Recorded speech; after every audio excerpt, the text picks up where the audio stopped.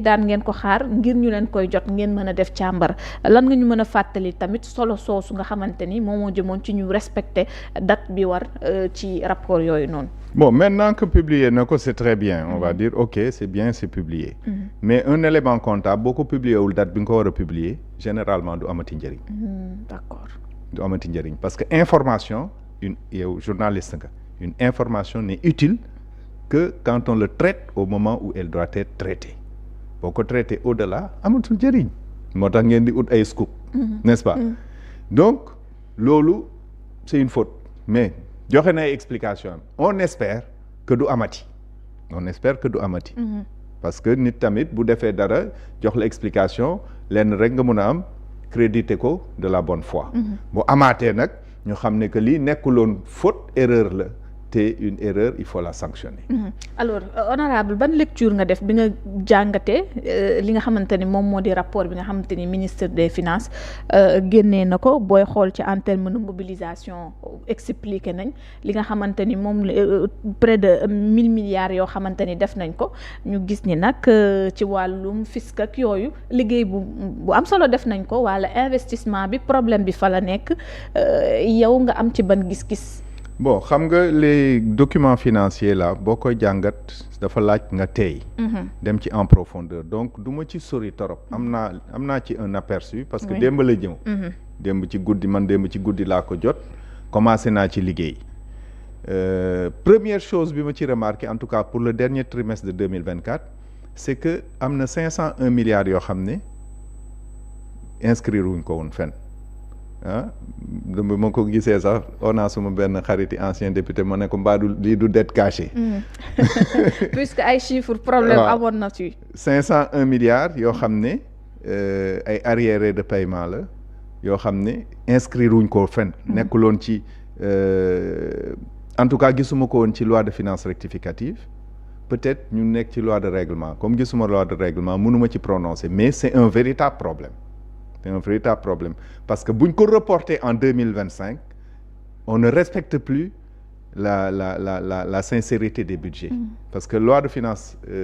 loi organique relative aux lois de finances dafay interdire le chevauchement de 2 années budgétaires daf koy aaye donc mënuñ dépenser 501 milliards yoo xam ne 2025 lañ ko comptabiliser ñu dépenser ko 2024 loolu c'est le premier truc pour le premier trimestre de 2024 man j'ai soulevé 4 points de vigilance en fait j'attire l'attention c'est pas fondamentalement des problèmes mais il faut que ñu attirer ci attention nit ñi la première chose c'est que benn arriéré de paiement tudduñ ko ci premier trimestre bi est-ce que ça veut dire que ameelatuñ dara parce que arriéré de paiement mooy li état bi ameel fournisseurs internes yi les gens parlent souvent de dette intérieure mais dette intérieure amul arriéré de paiement moo am li ñu yoreel sénégalais ñi nekk ci réew mi waaw ñi nekk ci réew mi nekkul ci rapport bi la deuxième chose mooy li nga wax léegi cette sous-exécution critique des investissements 0,86% des crédits ouverts c'est très faible 2 milliards d'investissements est-ce que loolu du indi ay retard sur les projets d'infrastructure man j'ai essayé de visiter ay infrastructures de très grande ampleur yoo xam ne démarré woon nañ ko sous l'ancien régime yoo xam c'est des infrastructures structurantes au moment où on parle où le Premier ministre est allé en Sierra Leone en Guinée les gens se posent la question de quoi il est bu dee gis naa Sénégalais yu bëri ñu naan ñii lan la ñuy def dans la sous-région là ça c'était un excellent voyage parce que il allait parler du fer de l'aluminium et du chemin de fer parce que Sénégal am na gaz Sierra Leone am na fer Guinée am na bauxite bu ñu lëkkaloo on crée ce qu'on appelle la route de l'acier ñuy jëlee foofu minerais yi di ko toggee Sénégal pour Afrique di ci mën a bénéficier wu mais boo amee loolu ñu doon teg un port minéralier à Bargny Bargny kii nu mu tuddati beneen dëkk bi Sendou Bargny Sendou mais boo demee foofu actuellement c'est le désastre tous les travaux sont arrêtés le port est arrêté la construction il faut voir les images pour le croire alors que tout le matériel est là-bas quai yi ñu commencé woon nañ dem ci biir géej gi tankers yi defar nañ leen tout est fait ñu arrêté tout on a tout arrêté donc loolu laay ragal que mu am ci impact non quand on te dit que au premier trimestre de 2025 on est à 0,86% des crédits ouverts ça veut dire que xam nga boo ubbee crédit mooy investissement bi taxaw na fu mu ko war a def normalement. ça veut dire que fu ñu waroon def téeméer fu ñu waroon def 100 defuñ fa benn. alors que ouverture am na ba pare. am na ba pare ça veut dire que on a accepté de faire cet investissement ça c'est un problème. La deuxième chose c'est la dette des organismes publics yi seen endettement dette bancaire boo xoolee kii bi 530 milliards au premier trimestre dafa bëri nañ def attention à ce que la dette du Sénégal devienne insoutenable nañ def très attention. Deuxième chose il y a un décalage entre les transferts courants un grand décalage boo xoolee xaalis bi ñu dugal ci fonds de soutien au secteur de l'énergie ak li ñu prévoir du benn donc yooyu c'est des aspects yoo xam ne daal seetlu naa ko ci rapport bi. Comme je vous ai dit dugguma ci complètement en profondeur j'ai fait une lecture assez rapide mais je sais que les formes sont respectées mais quand on a des déséquilibres comme ça dans un budget il faut faire attention en tout cas un comptable digne de ce nom du bàkkoo déséquilibre budget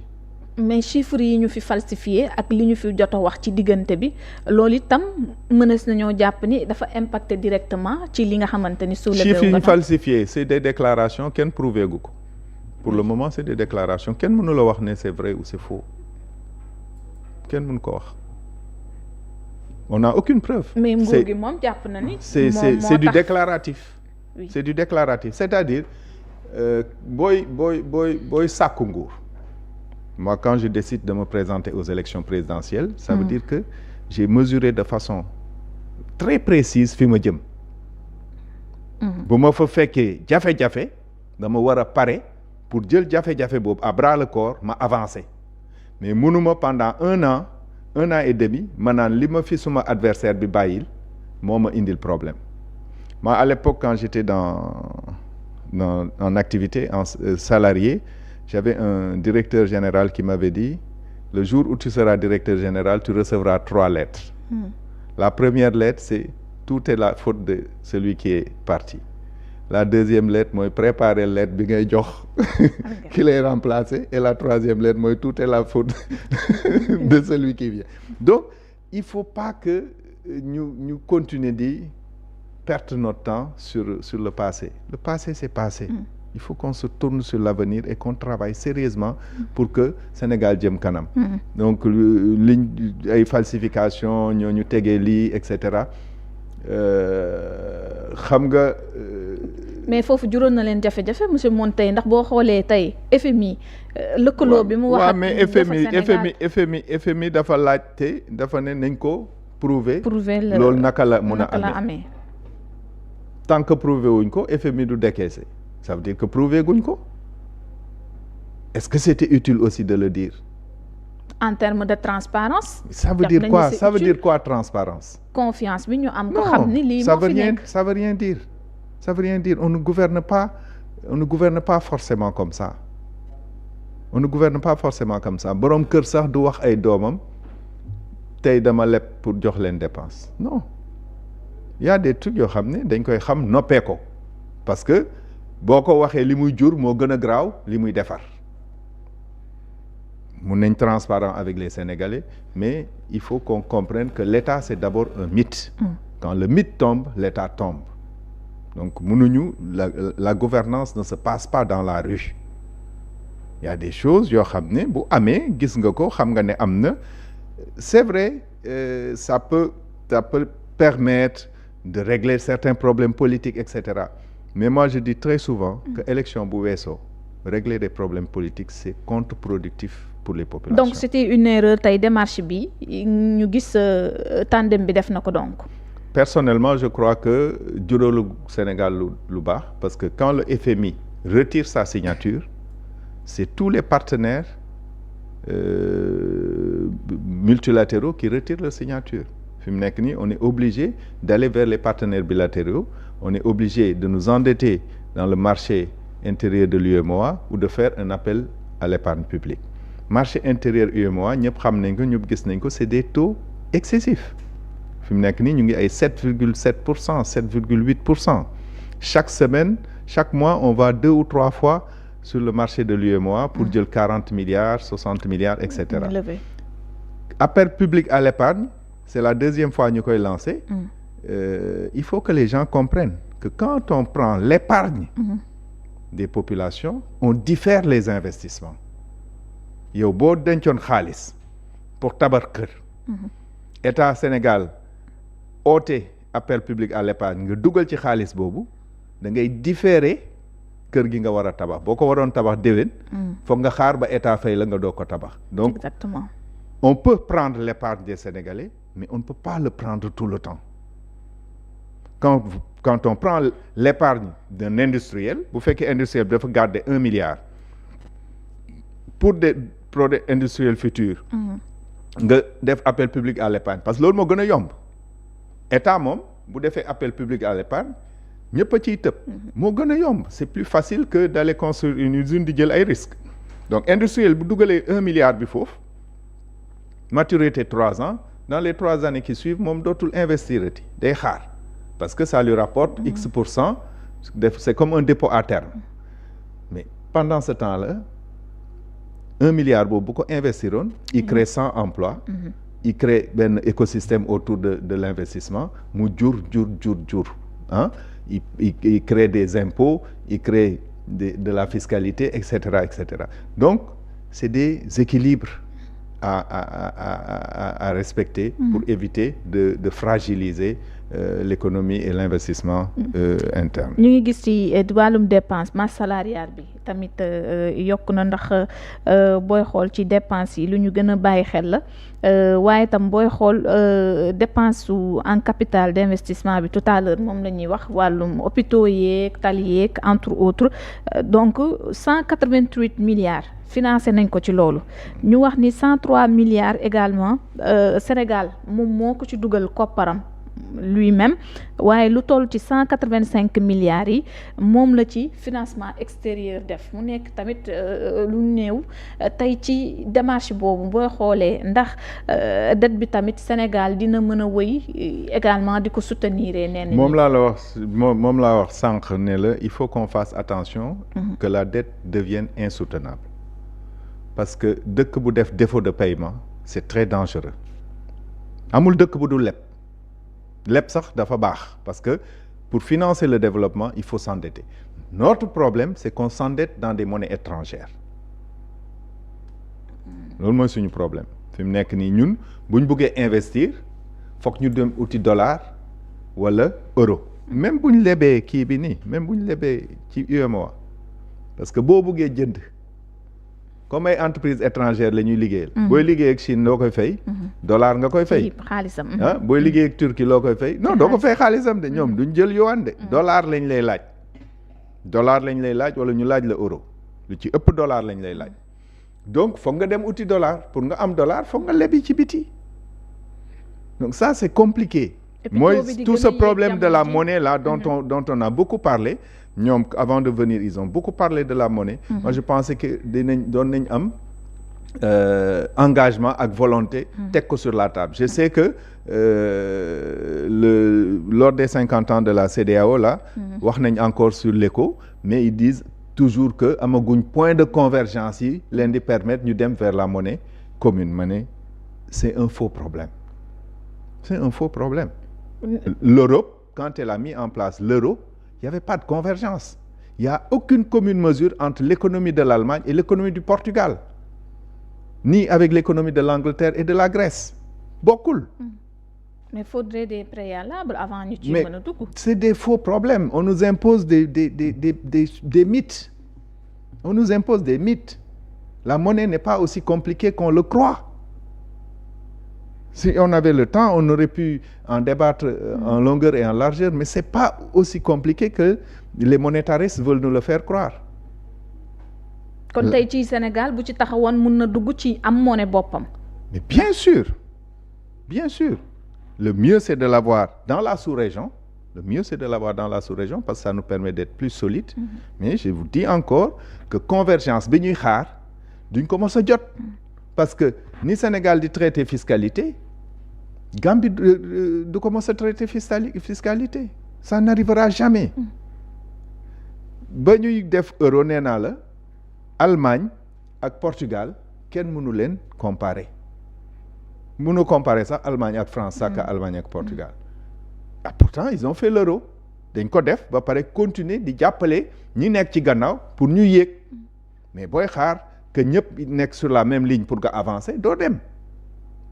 da ngay avancer di xëccaale ki ci sa gannaaw ba mu dab la c'est comme ça qu'on procède. Alors monsieur Montey booy xool situation bi rapport bi génn l'ancien régime ñenn ci ñoom am na ñoo xamante ni réagir na ku ci mel ni Pape Malick Ndour moom ci rapport d'exécution bi li mu xool dafa jàpp ni ma lire li mu bindoon mu di résultats yi dafay révéler ay incohérences notables yoo xamante ni am na mu comparer d'ailleurs prévisions yi ak yi nga xamante ni moo di recettes yi nga xamante ni collecté nañ ko ci premier trimestre bi 2025 bi nee na ay manquements à gagner mi ngi ci estimé na ko nee na à 40 milliards de francs CFA. Donc moom jàpp na ni nag budget bi dafa nekk budget boo xamante ni dañ ko jëfandikoo ci wàllum confort moom noonu la jàppee maanaam nguur gi daal da doon sëq di def ci boppam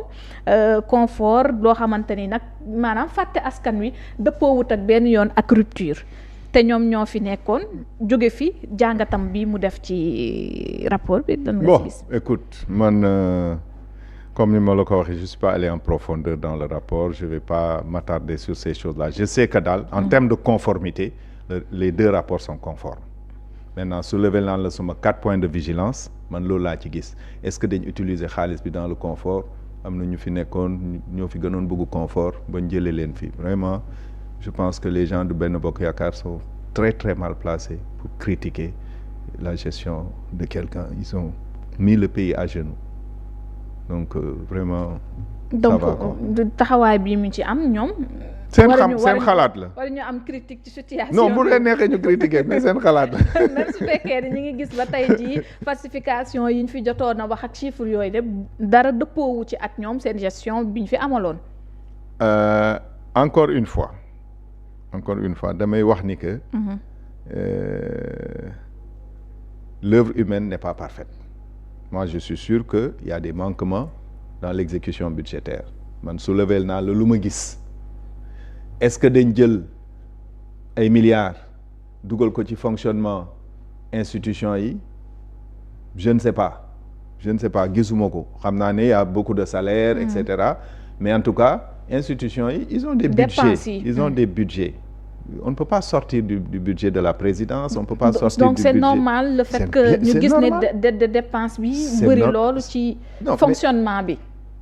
tu sais dépense du bëri day toll fa mu war a toll parce que budget présidence jëluñ ay milliards teg ko ci loxo président Bassirou Diomaye Faye xaalis bi ministère des finances moo koy gérer trimestriellement la ñuy décaisser bu ñu décaissé dafa am un tableau gis nga budget bi dernière page ci annexe yi dafa am benn tableau bu ñuy wax le tableau des décaissements dañ lay wax mois par mois li ministère des finances di décaissé mu jëm ci ñi moom budget bi donc loolu buñ ci génnee buñ ko dépassé mun nañ wax am na ay dépassement de dépenses mais tant que ñu ngi nekk ci intervalle yooyu mais bu fekkee dafa am foofu ci bërëb boobu loo xam ne dañ ko ordonné maanaam ñu ne dañuy jënd ay oto par exemple dañuy jënd ay oto xaalis boobu day génn dootuñ ko comptabiliser ti parce que dépense bi génn na ba pare